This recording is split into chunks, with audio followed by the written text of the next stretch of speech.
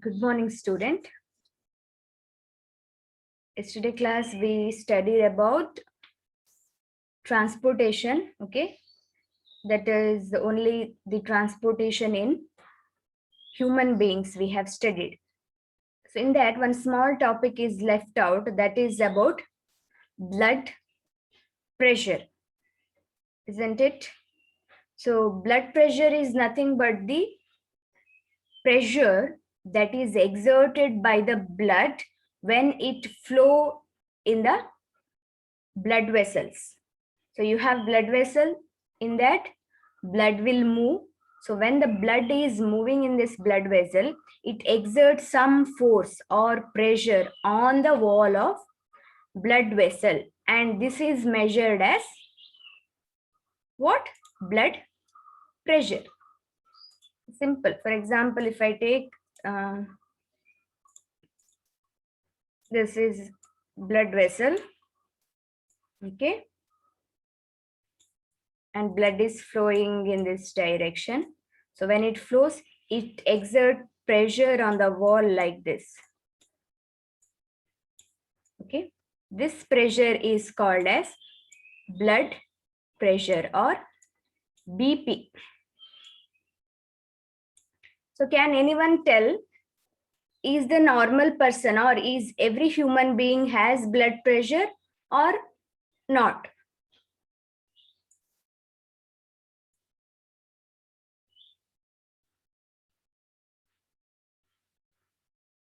Is it common to have blood pressure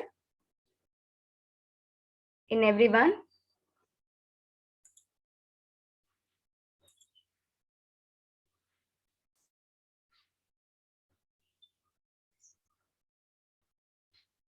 Yes.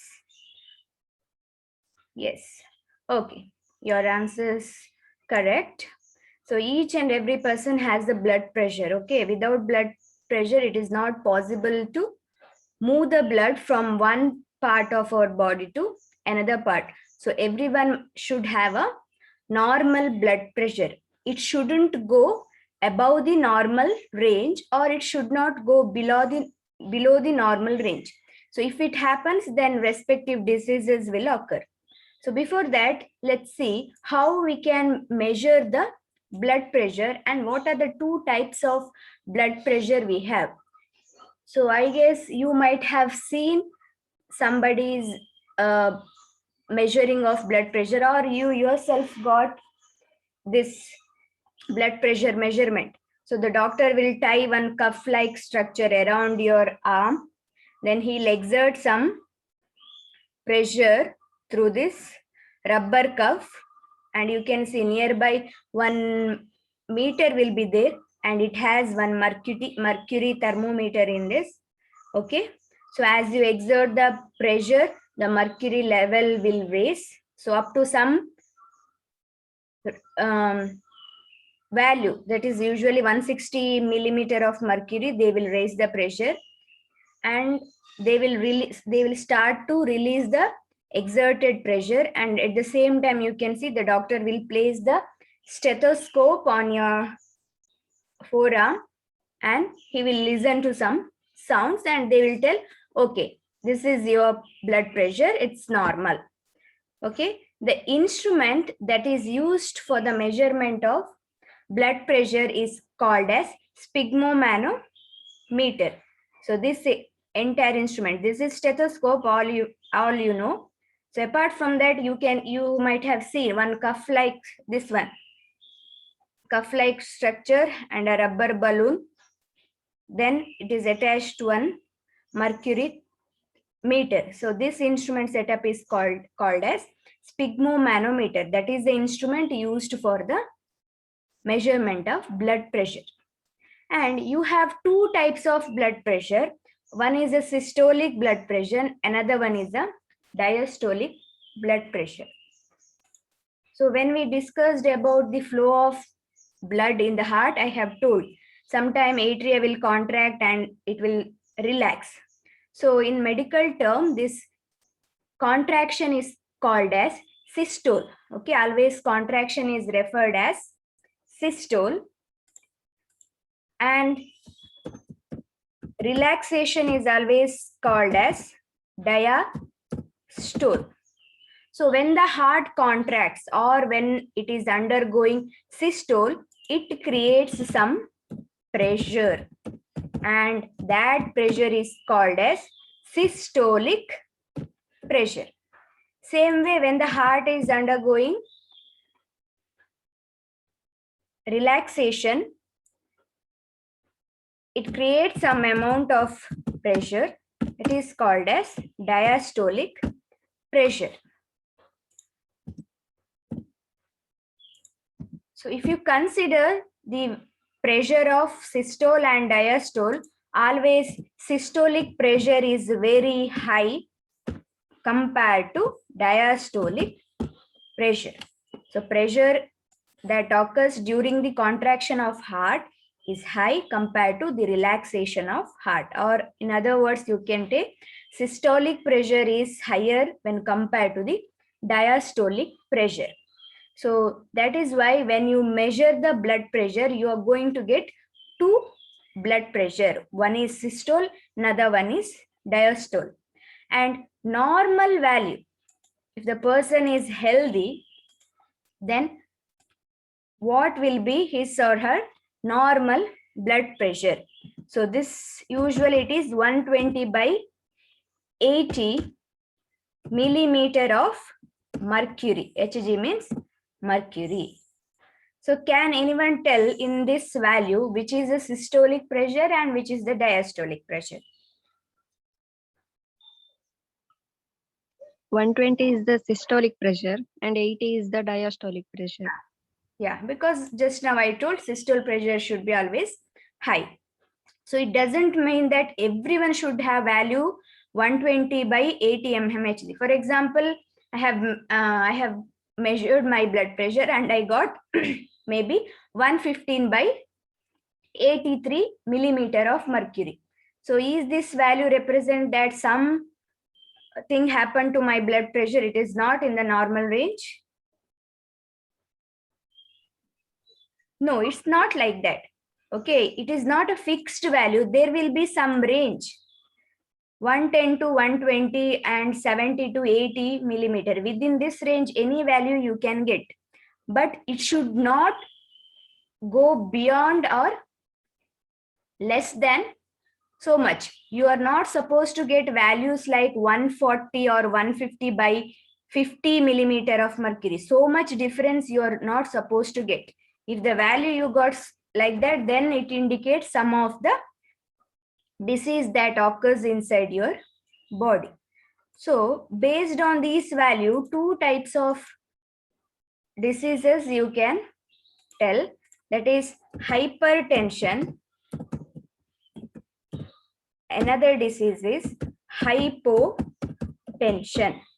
So hypertension is the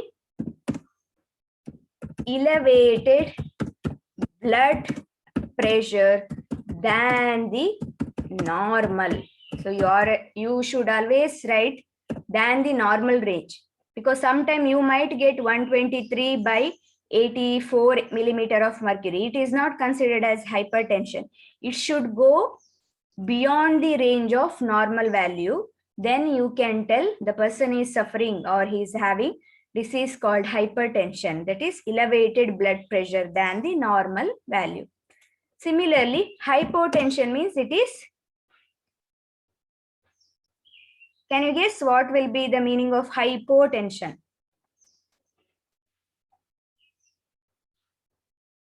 Is exactly opposite, decreased blood pressure than the normal.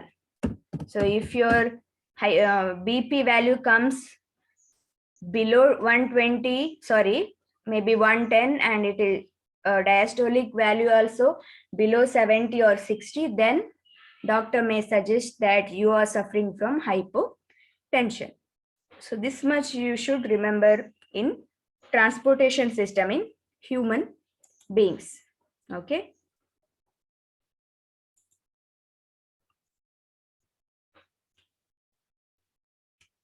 Next, we will study about transportation in plants. So we finished about the transportation in human beings. Next, it is the transportation in plants.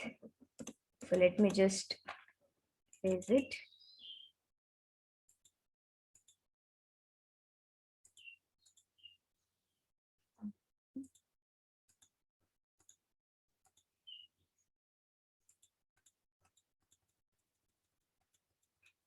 Okay. So transportation in plants.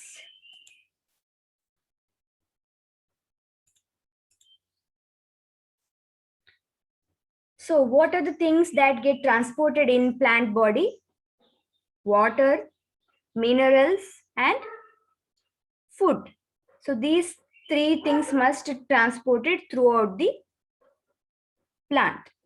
So we have to separately study the transportation of water in the plant and transportation of food in the plant. So first let's discuss transfer of water and minerals in the plant, how it occurs. So this transport of minerals and water, it is called as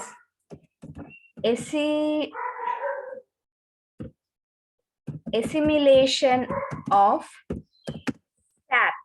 Sap is nothing but water and minerals mixture. Water and mineral mixture together we call it as sap. Or simply you can write, if it is difficult to remember, you can simply write transportation of water in plants. Or another way you can tell assimilation of sap. Sap is meaning is mixture of water and minerals. So let's see how it happens, how the water and mineral get transported. So usually the sap, that means water and mineral mixture, that is always present in the soil, as you know. Okay, the water gets the plant gets water and mineral from the soil. So root is the one that absorbs this water and mineral present in the soil and transport it to the other parts, especially to the leaves of the plant. So you can see it is the movement in the direction that is opposite to the gravity. So you have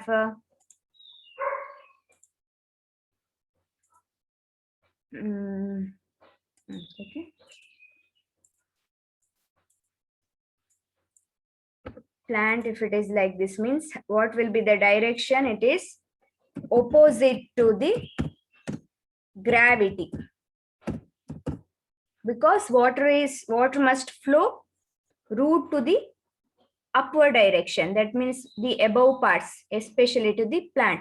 So this movement is always in the opposite direction and it is in single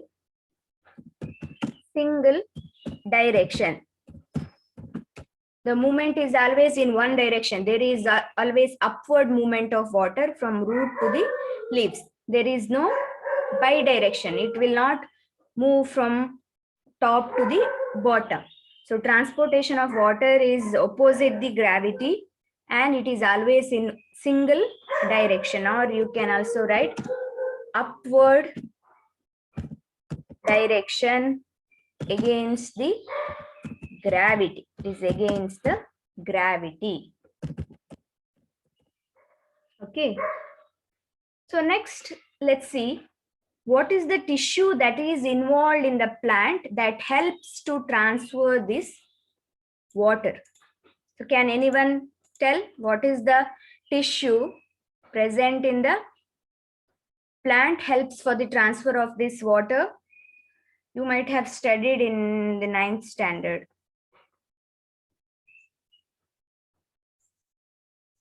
Which tissue? Phloem or xylem? Xylem. Xylem tissue, correct. So xylem tissue present in the plant that is responsible for this transfer of sap, nothing but water and mineral.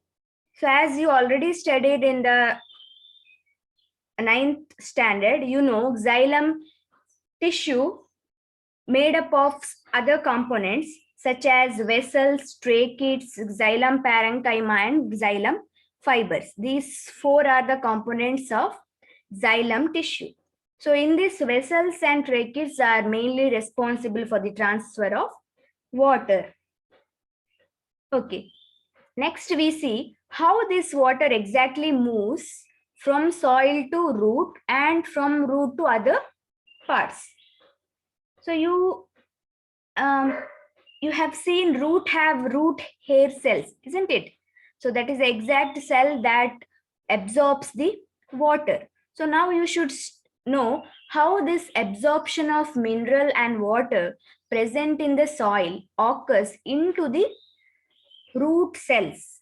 Okay, these root cells also contain xylem tissue. Okay, throughout the plant you can see xylem and parenchyma tissue, and they are arranged in one to each other. That means xylem, the 4 components are there, no? Vessels, tracheids, parenchyma, and fiber.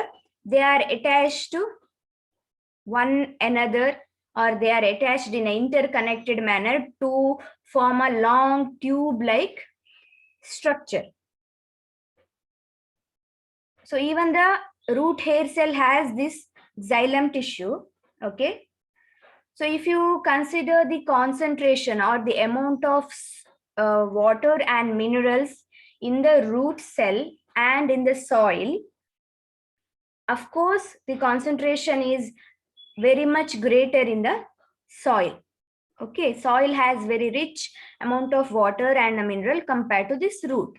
So what happens by the process called simple osmosis and diffusion, this water and mineral get absorbed into the root cell.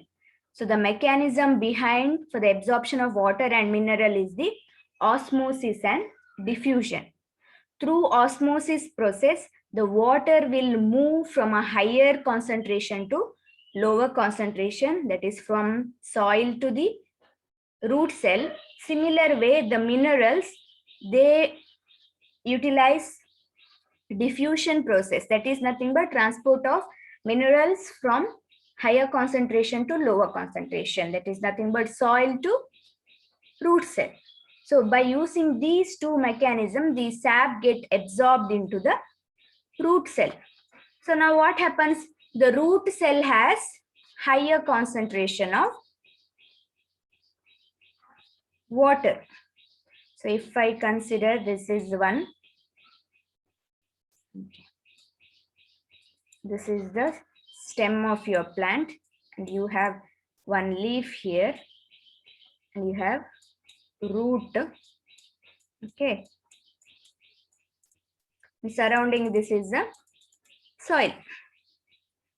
So from the soil, the water and mineral get absorbed to the root cell. Exactly, if you want to tell, that is the vessels and tracheids of the xylem tissue present in the root cell get absorbed. How it is going to absorb this? Because of the osmosis and diffusion process. So now if you compare the sap concentration in the root cell in this region and this region, so green color. So where is the concentration is more now? This red colored region, isn't it? So what happens? Again now osmosis and diffusion process takes place, result in transfer of sap present in this region to the next region. So if you consider this region and above this region, so like this. Again here the sap concentration is more compared to this. So this xylem and xylem tissues are interconnected tissues. So they are connected to each other to form a long tube. So from root to your plant leaves, they are connected like this. So easily water will moves in the upward direction by using this osmosis and diffusion process only. From soil to root, it go with the help of osmosis and diffusion. Same mechanism is also utilized for the transfer of sap from one part to another part, or one plant cell to another plant cell. So like this, water can move into the leaf along with the minerals.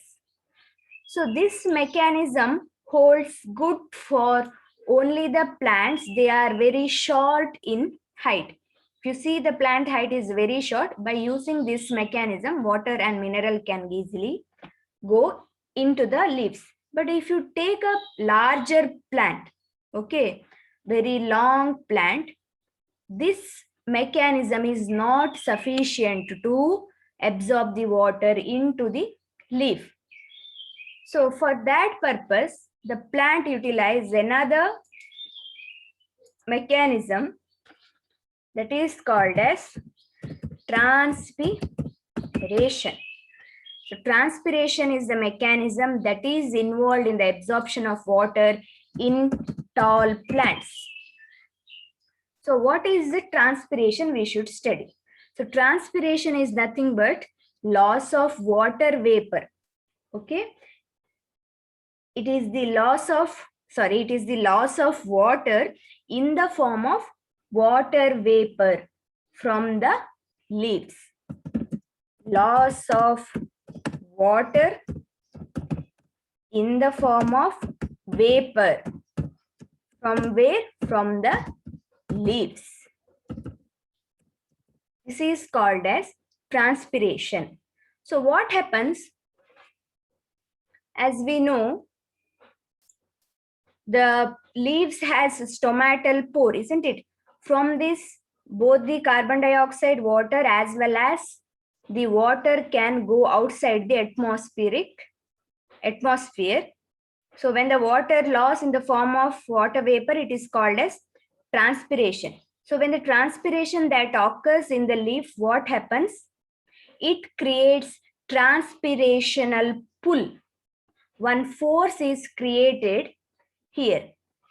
So what is the meaning? I'll read one sentence. Due to the transpiration, suction force is created in xylem cell that is responsible for pulling water upward from root to the leaves. So what happens? In the leaves also you have xylem tissue. Okay.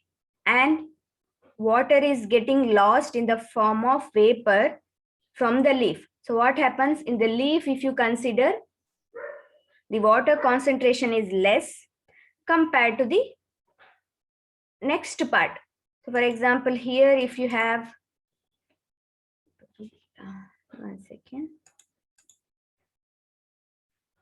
So this portion we will take now. Okay. This xylem of leaf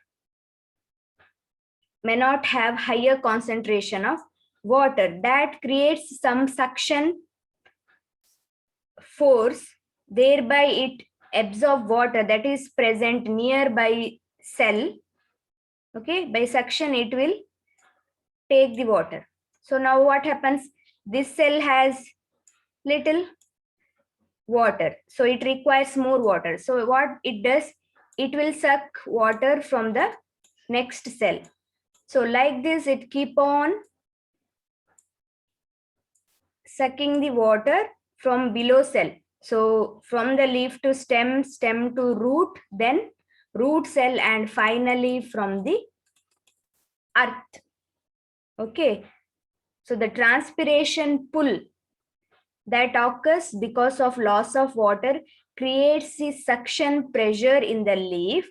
This suction pressure helps in absorption of water from soil to the leaves. Along with that, simple diffusion and osmosis also can occur in the absorption of water. But major mechanism is the transpiration, and this is applies for the tall plant, and this mechanism you cannot see in the smaller plant. smaller plants. Okay, this much you should study in the transportation of water in the plants. So how transportation occurs in the small plant and in the tall plant. Next we have to study is the transportation of food. So transportation of food is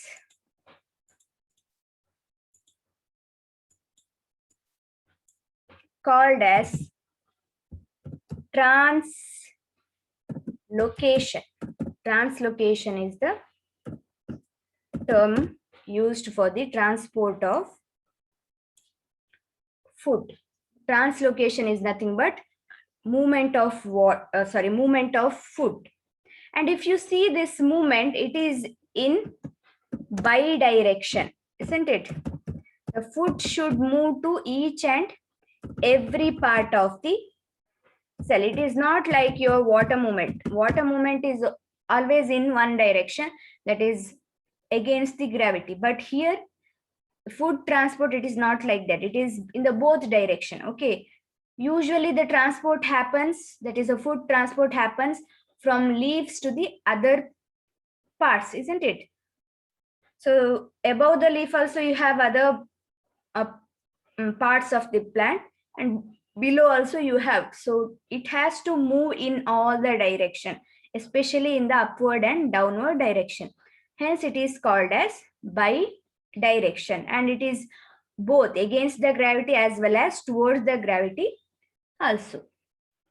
And in the plant you have cells called phloem cells or phloem tissue that is responsible for the transfer of food. Phloem is the tissue that is responsible for this transport. And if you see the component of phloem, it has sieve tube and companion cell. So these two cells are mainly involved in the transportation. So this movement or the movement of food from the phloem cell or phloem tissue occurs by using energy. Okay. So if you want to particularly tell, from companion cell, food, whatever the food is present in the leaf of companion cell, it utilizes the energy and then move into the sieve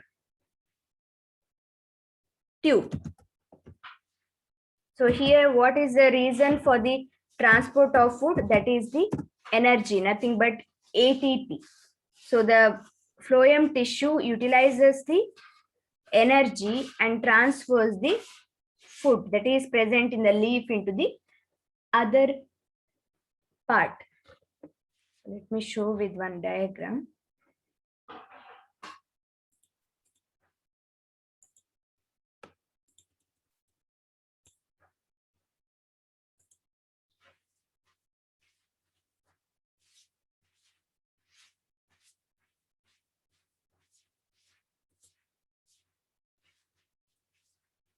You have like this plant, okay, and consider this is a stem region. Next you have xylem tissues like this, okay, and next you have phloem tissue. This thing already you have studied. Xylem and phloem tissues are present side by side, and here you have the leaf. Okay, this leaf also has both xylem and the phloem tissue. So let's consider this is the companion cell and this is the sieve. So again you have companion cell, sieve cell. So again companion, and this will be sieve. So companion and sieve, like this we'll consider. So now food is present in the leaf. So by using energy, what happens? This companion cell will take this food and transfer into sieve. again from the C, what happens? It will move to the next companion cell of the leaf. Everything is occurs in the leaf only. Next C of the stem region, it has reached. Now food is here. And you know, very close to the phloem tissue, you have xylem. And you know, xylem has water. Okay. Water is present. So what happens? Water will move to phloem cell by using a pressure that is called as osmotic pressure. So some amount of water that is present in nearby xylem will move into the phloem tissue. So osmotic pressure is created in the phloem cell that is responsible for passage of food downwards till the root. So what is the meaning is that, so once the food reaches to the companion cell of your stem, the water that is present in the nearby xylem will enters into the phloem tissue and create one pressure that is called as osmotic pressure. Okay. So now what is there in the phloem tissue? Water plus the food. So this will again utilize the energy and move into the next phloem tissue. So again what happens? From the nearby xylem tissue, it absorbs the water. Again here osmotic pressure is created. Again what happens? It will move to the next.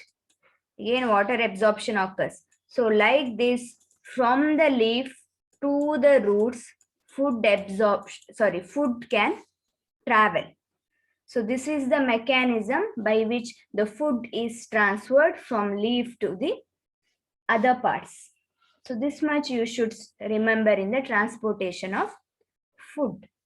So they might ask, explain the transportation of water as well as food in the plant. So that time you are supposed to explain all these things.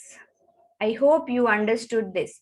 If you have any doubts, let's clarify, then we'll move into the next life process.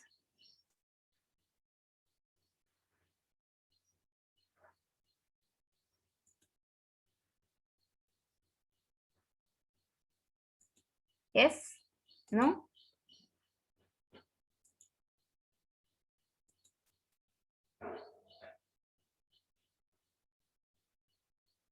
Understood how the transport occurs, water and food? You should reply, otherwise I will not understand.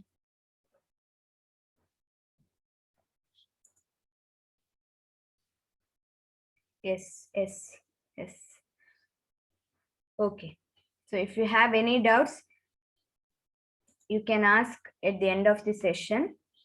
So next life process is the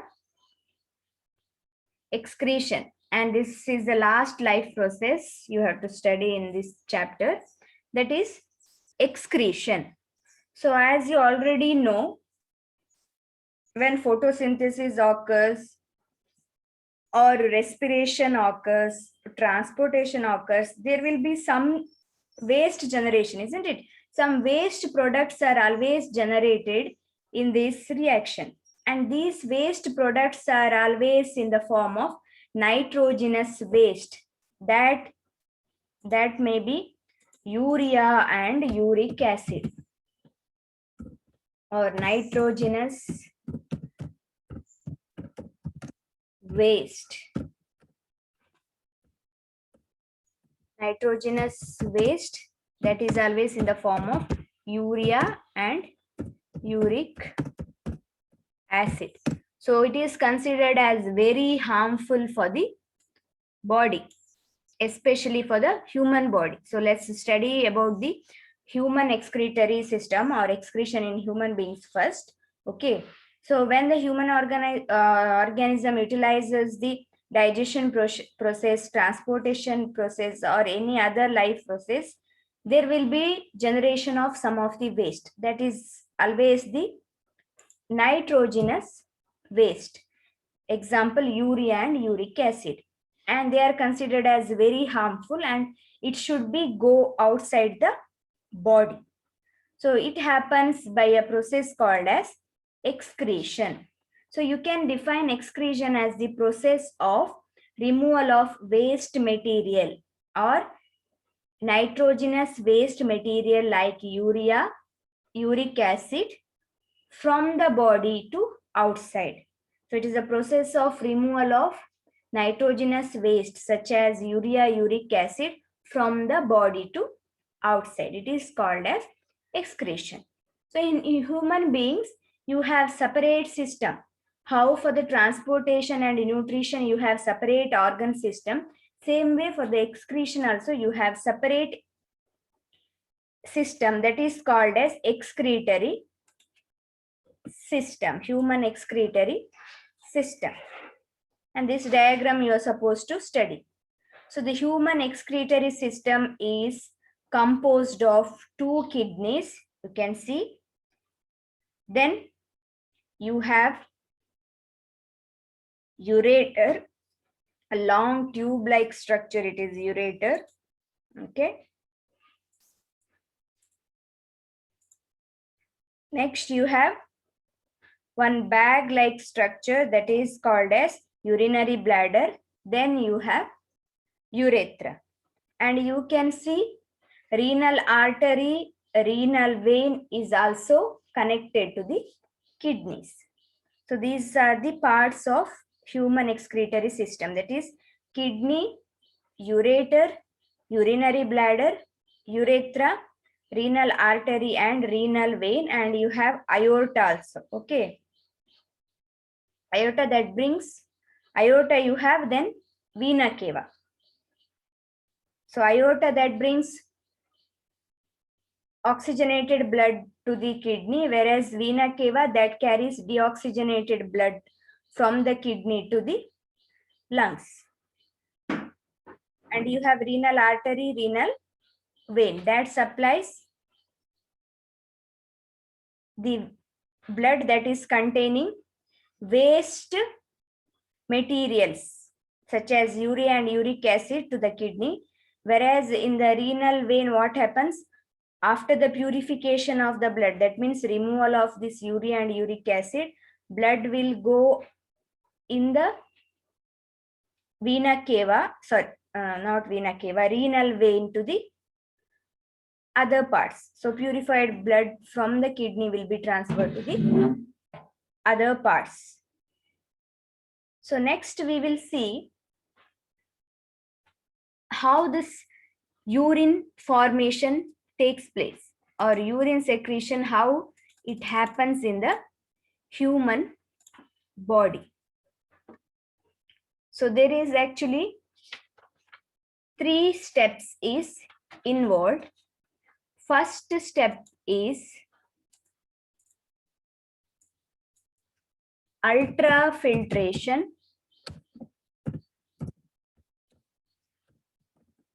Second step is selective reabsorption. Third one is secretion or collection. Secretion and collection.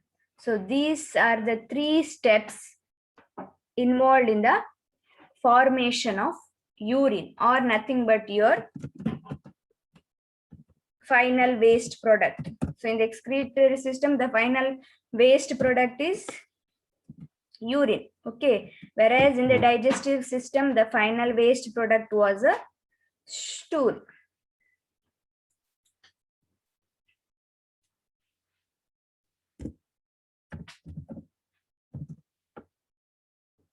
Okay.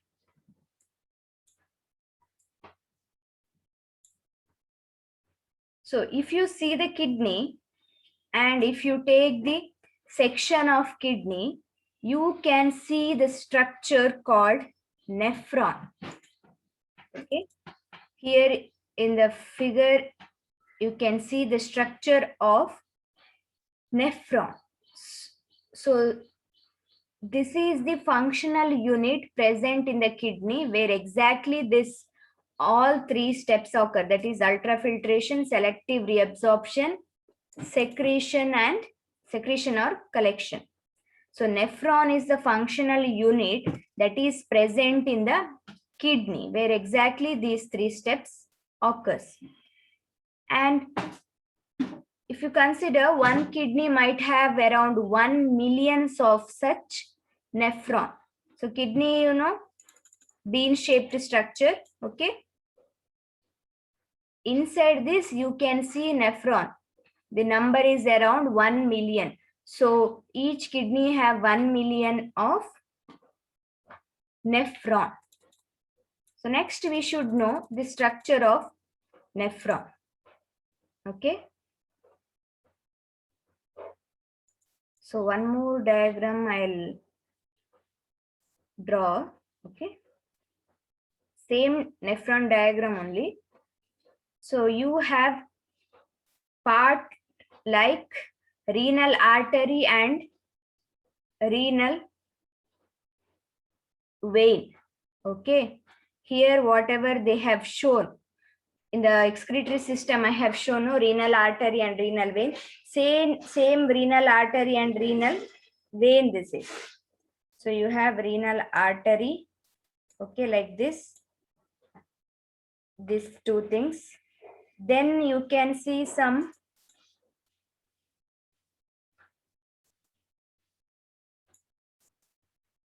then here you can see highly coiled tubular structure that is called as glomerulus. So like this I'll draw here. Okay. This is glomerulus, and surrounding glomerulus you can see one cup shaped structure. So like this. Let me take another color.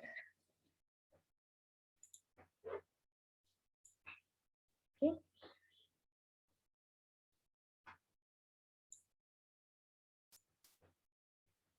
Cup shaped structure.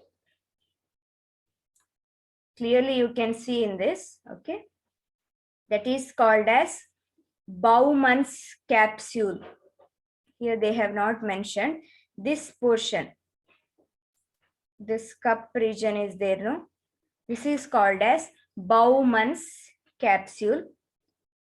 From the Bowman's capsule, you can see long tube-like structure, okay? So this much part, so this much tube-like structure, I'll draw like this.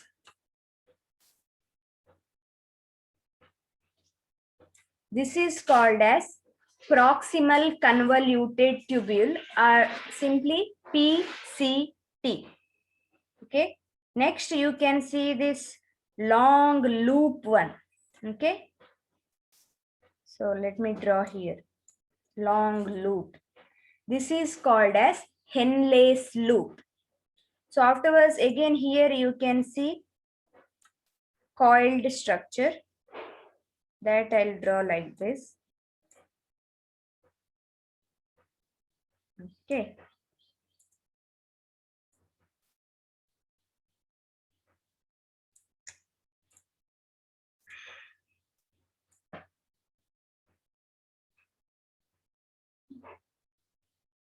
This is called as distal convoluted tubule, or DCT. And last you have this collecting duct. Let me draw like this.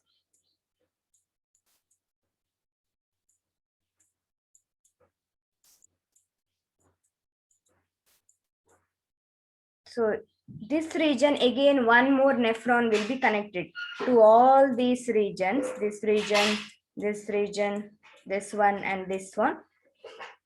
One more nephron, again, same drawing you can draw here. So renal artery like this, then glomerulus, Bowman's capsule, okay. So collecting duct will be connected with so many nephrons. So here they have shown only one. So here also one can be, here also one. Then you can see renal vein like this surrounding the nephron. It is there, renal vein like this. Then there is also aorta and vena cava that is present in the kidney, not in the nephron. So I hope now you are clear with the structure of nephron. So this diagram is not at all good, okay, because in the mouse it's very difficult to draw. So this diagram you see. So there is a highly coiled tubular structure that is called as glomerulus. Then cup-like structure that is called as Bowman's capsule. Then you can see a long tube-like structure that is divided into 3 parts. Okay.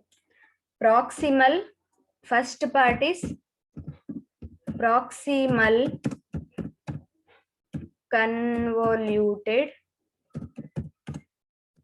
tubule or PCT. Next, this loop is called as Henle's loop. Okay. Next, last coiled structure is distal convoluted tubule or DCT. And last you have collecting duct. So these are the different parts of nephron. So next we have to study how this 3 steps occurs in this nephron. So with the help of this renal artery and renal vein, the impure blood, here impure blood means what? The blood that is containing your nitrogenous waste like urea and uric acid. So each and every cell in our body will utilize some process and they generate this urea and uric acid. So from each cell, the blood containing this waste will finally move through renal artery and enters the kidney. Kidney means where exactly it enters, exactly to your nephron it enters. So and you can see the renal artery is now connected to this glomerulus. So glomerulus, I told it is a highly tubular coiled structure. In this glomerulus, the ultrafiltration takes place. So what is this ultrafiltration? It is nothing but filtration of the blood.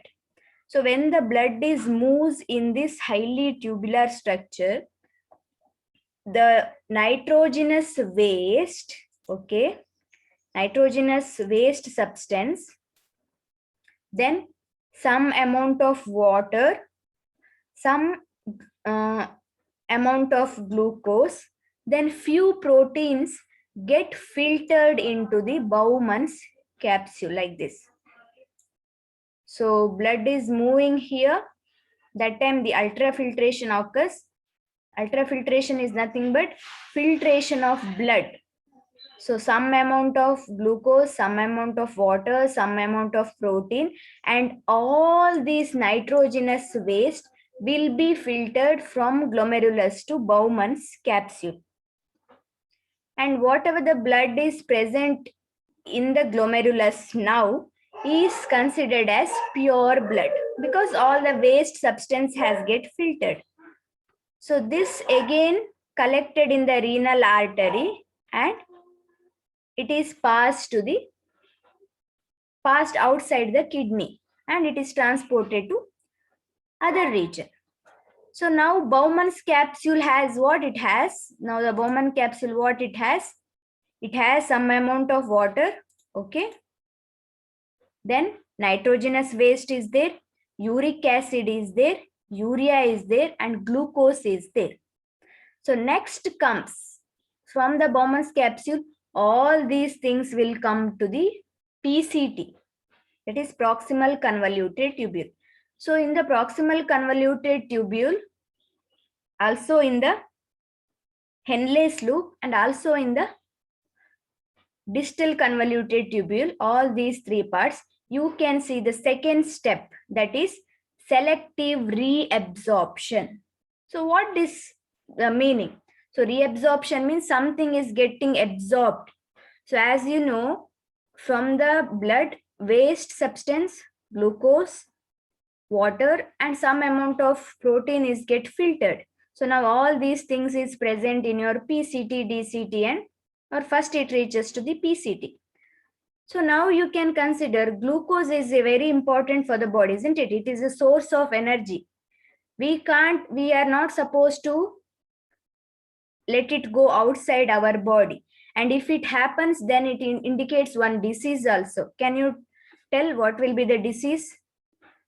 If you test the urine and if you find there is a glucose secretion in the urine, then doctor will tell, oh man, you're suffering from some diseases. What it could be?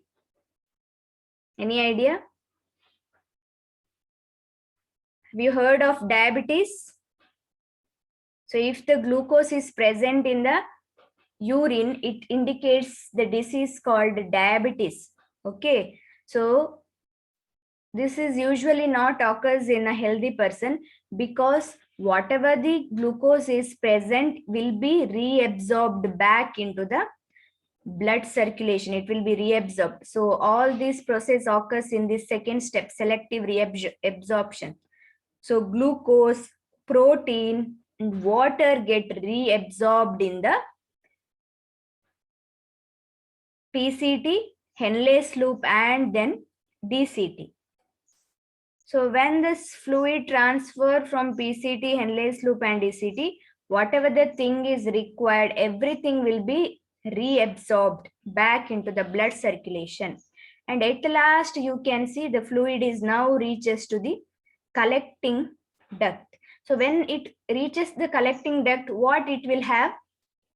Anybody can guess? What it contains?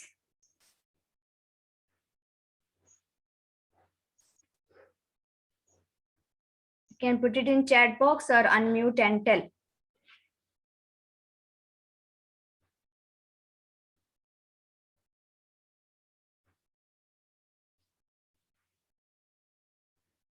No idea.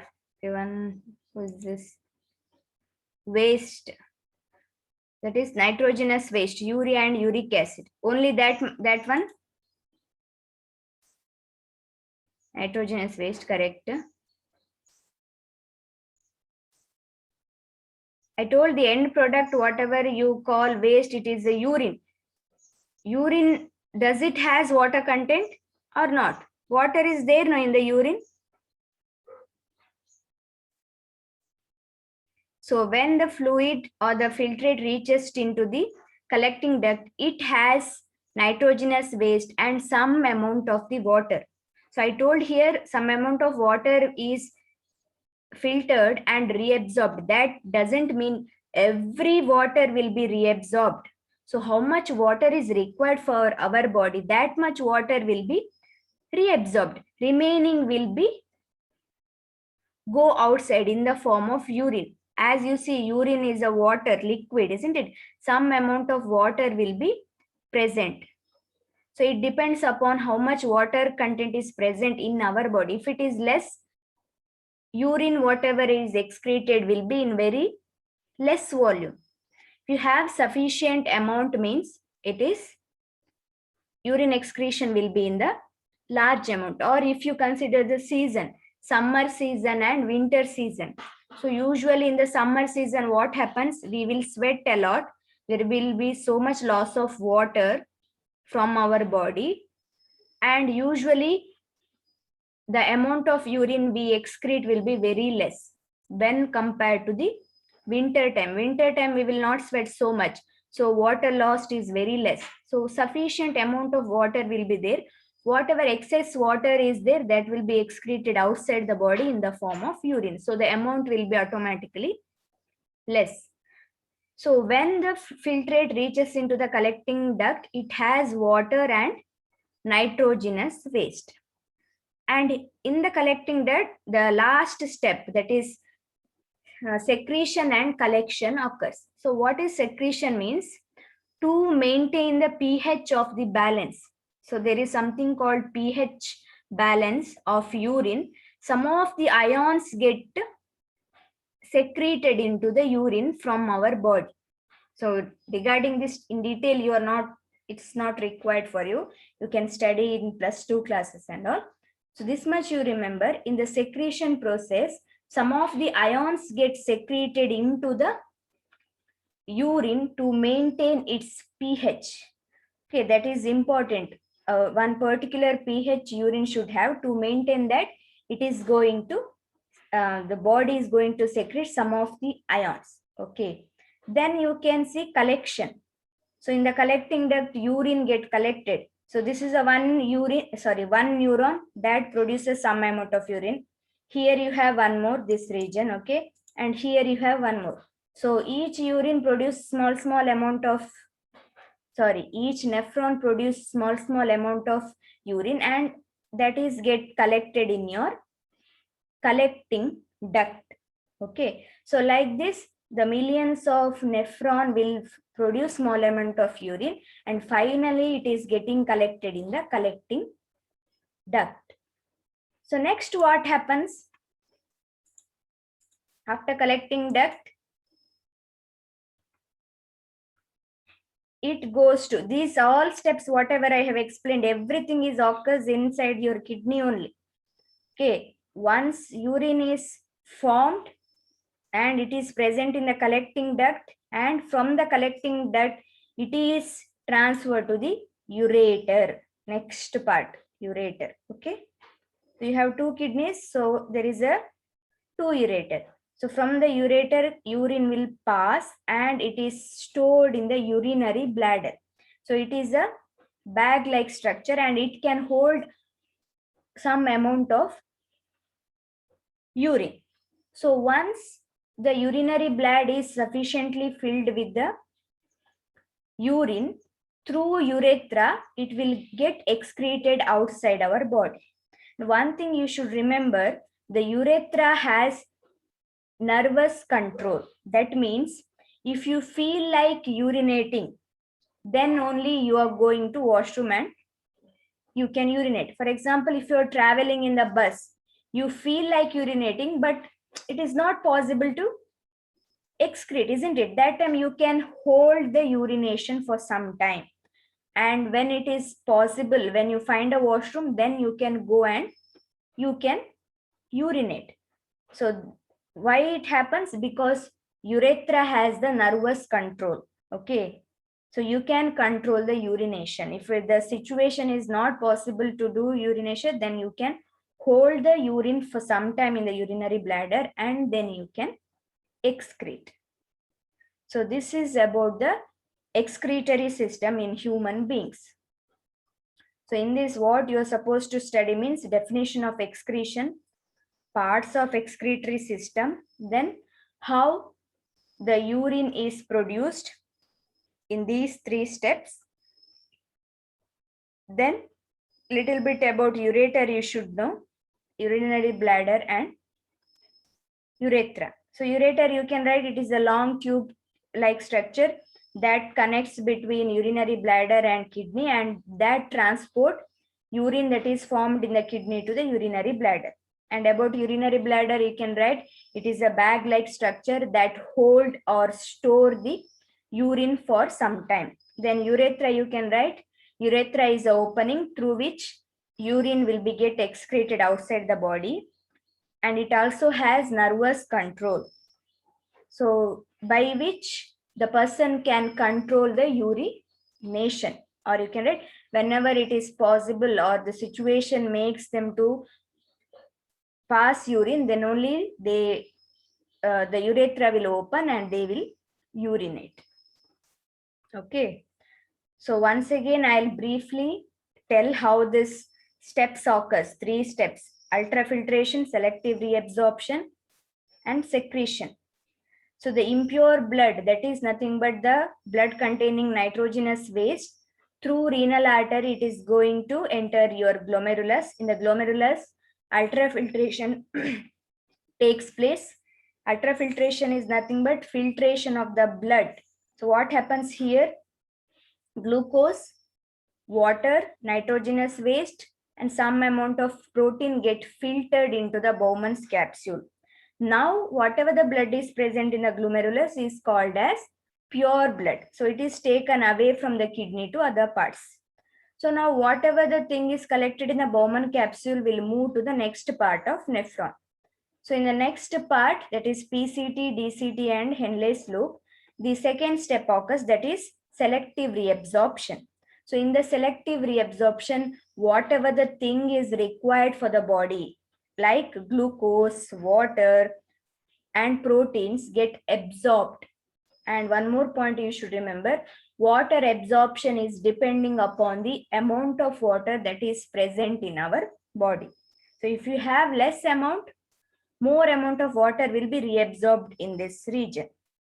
If you have large enough amount of water, then very less amount of water will be reabsorbed. So after the reabsorption, the fluid reaches to the collecting duct. Now it has some amount of water that is not required for our body plus nitrogenous waste. Next, last step, secretion and collection. So here, some of the ions get secreted into the collecting duct in order to maintain the pH of the urine.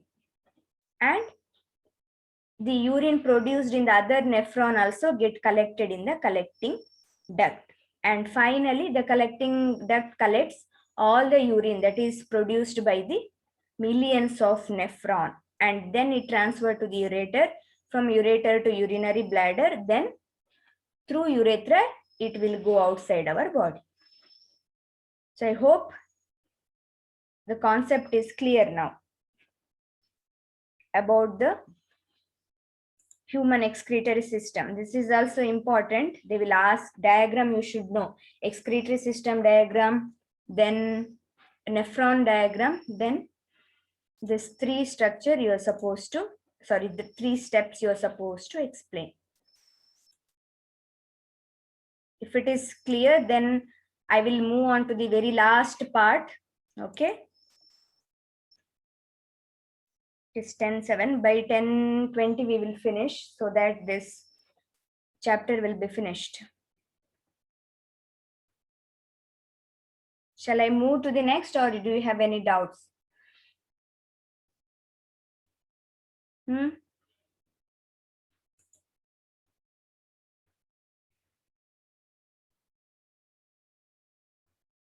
No?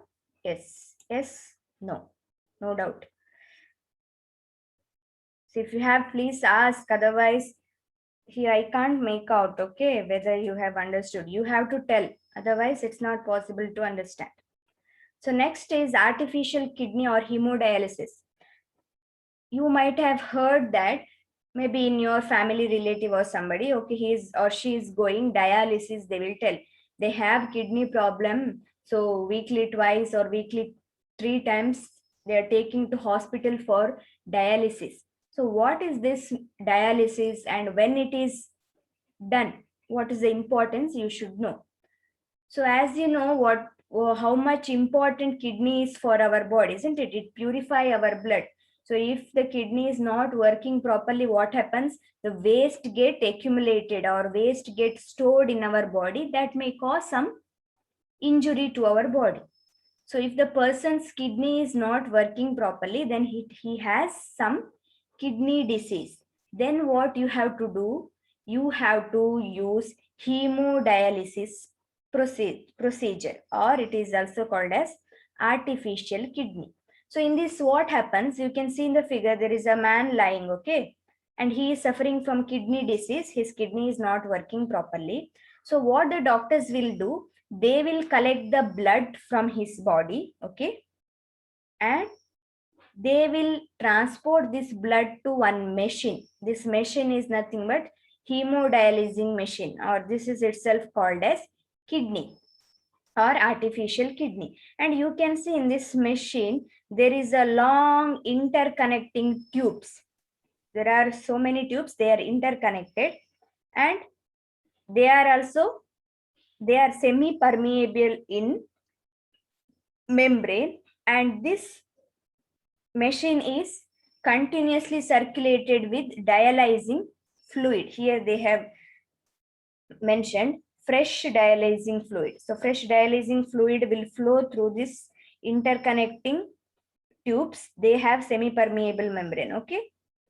Then after the process, use dialyzing solution with urea and excess salt. So I'll explain here. So the blood is collected from the patient and it is passed through this tubes. In the red color you can see, no, through this tube the blood will flow, and it is semi-permeable in nature, and at the same time they pass dialyzing solution also surrounding these tubes. So this dialyzing solution do not has any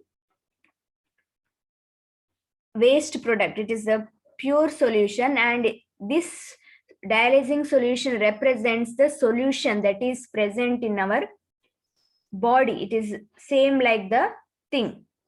So now what happens when the blood is moves in this tube, whatever the waste is present in the blood will be filtered into this yellow colored dialyzing fluid. Okay. So here it starts movement of the blood starts from first to second, third, fourth, fifth, sixth, seventh. And when it reaches to the last tube, all the waste substance would have filtered into this yellow color dialyzing fluid. And from the last tube, it is recollected. That is, blood is recollected and again given back to the patient. So now this blood do not have any nitrogenous waste. Okay. So now what they do, whatever the dialyzing fluid is in the machine, they will collect it back and they will throw. So this much they are doing in the hemodialysis process.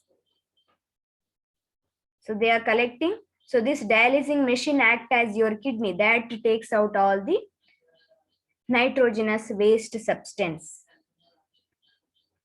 This much you should know. They will take the blood past the hemodialyzing machine. There will be filtration of the nitrogenous waste. It is collected in the dialyzing fluid. Then fresh or pure blood is again given back to the patient body. So whatever the kidney does function, it is done by this hemodialyzing machine, or it is also called as artificial kidney. Then very last part is the excretion in the plants. So as in the human beings, plants also produce some of the waste product. So if you consider the process like photosynthesis, in the photosynthesis, which one? Oxygen and water can be considered as waste product. Okay, if you consider the process photosynthesis, main purpose is for the production of energy or glucose, C6H12O6. Along with that byproduct is water and the oxygen. Okay, this can be considered as a excretory product of the plant. But what happens? Both the water and oxygen is utilized again by the plant itself for the production of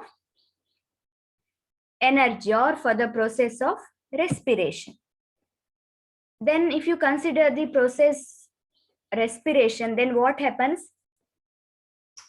Glucose will break down and they produce ATP. Along with that, they produce waste, that is carbon dioxide. Okay. This carbon dioxide is again utilized by the plant itself for the process of photosynthesis. So waste is produced. Some amount of carbon dioxide as well as some amount of oxygen will be utilized by the plant, and remaining will be go outside the plant through stomatal pore.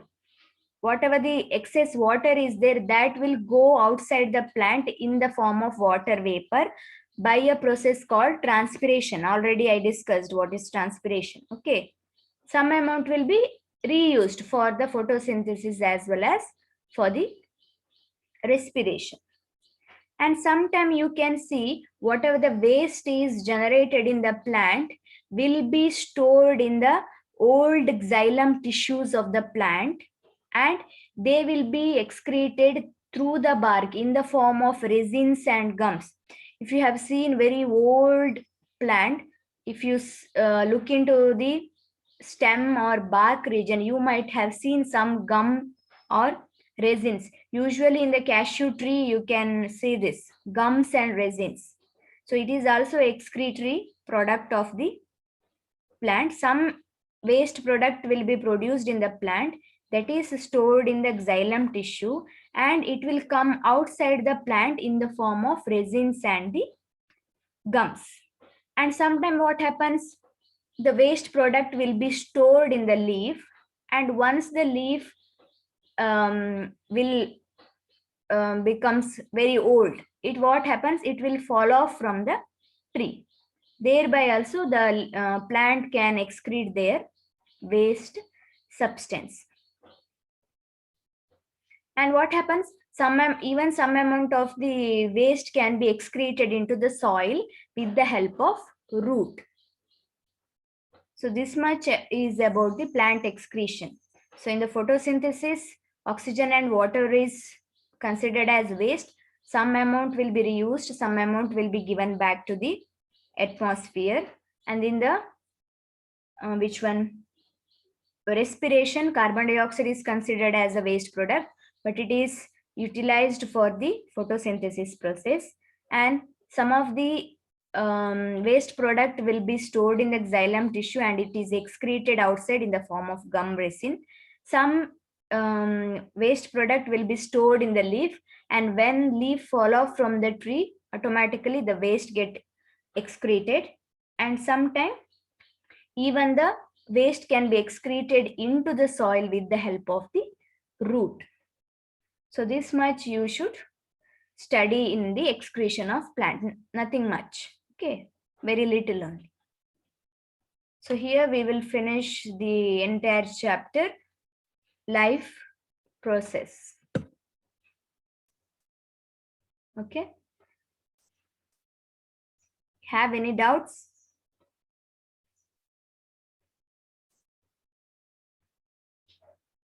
No. So next you join the session at 11:30. We will summarize the chapter once, and I'll ask few of the questions just to check how much you understood. If you do not understood, or if you want me to explain some topic once again, you can ask, or if you have any doubt or confusion. Okay, so 11:30 you can join for the next session. Thank you. 11:30. Okay. So see you all exactly at 11:30.